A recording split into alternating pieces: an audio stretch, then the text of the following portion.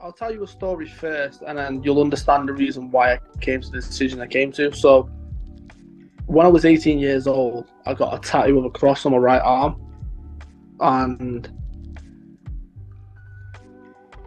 obviously my Simon, when I first got the tattoo, she was like, "Oh, let me see it." So I was showing it her, and she was like, "Oh, you need to get a tattoo with me on you." I'm like, "That's never happening. Like, I'm never, ever, ever getting a tattoo with you on me. Like, that's never gonna happen." Because obviously we just go back and forth. We'd make stupid jokes. We had that kind of relationship where there was 18 months between us. We were super close, whether we liked it or not. We were stuck with each other, and it was always the mentality that we had in terms of. And this is the funny thing, right? Was just that alone, in terms of her saying you should do this, and I was like, it's never going to happen. Then the second she passes away, I've got the whole sleeve for her.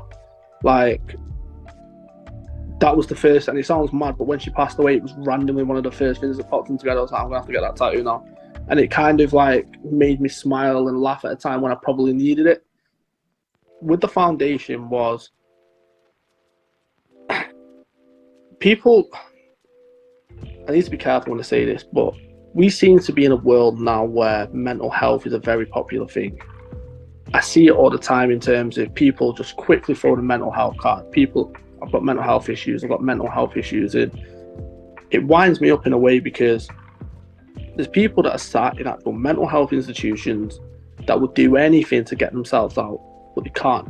They've been sectioned, they've got real struggles, they're taking real medication for it, they've got visits 2 or 3 times a week with the family, and it's in a room, and it's like you're in a prison room, and you've got someone sat in there who's listening to what you're saying. And I've been there and I've lived it, and it's understanding from a sister's point of view was she didn't have a voice in them times, because we'd go to visit her and she'd tell us about something that happened on the ward. Automatically, the woman who sat there, who shouldn't be saying anything's going well, that didn't quite happen, did it, Aleisha? And then automatically my sister starts to slow down. So from my point of view, the reason why I did the foundation was because I want to give people a voice, and I want to raise awareness for them where they feel like they're alone, they're trapped, they can't really speak to anyone. And it's a powerful thing to do it, because I know for a fact that if people fully understood her story and what she went through, you would understand the reason why mental health is so flawed in the UK.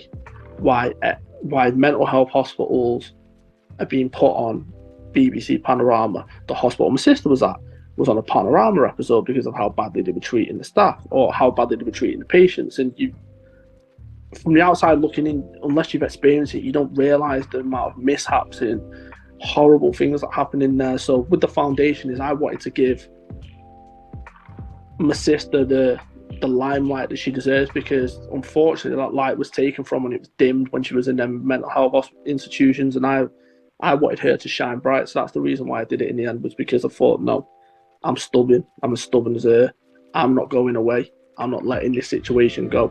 And if you think for 1 minute I'm going to let what happened, and I'm not going to go down swinging and go down without a fight, we've got another thing coming in, there's nothing more powerful than when you listen to the story, you go, wow. So that's the reason I did it. Not just for her, but for people that are going through the exact same thing right now, and they feel like they've not got a voice. Believe me, they do. They just need to find it, and they need the right platform to do it on.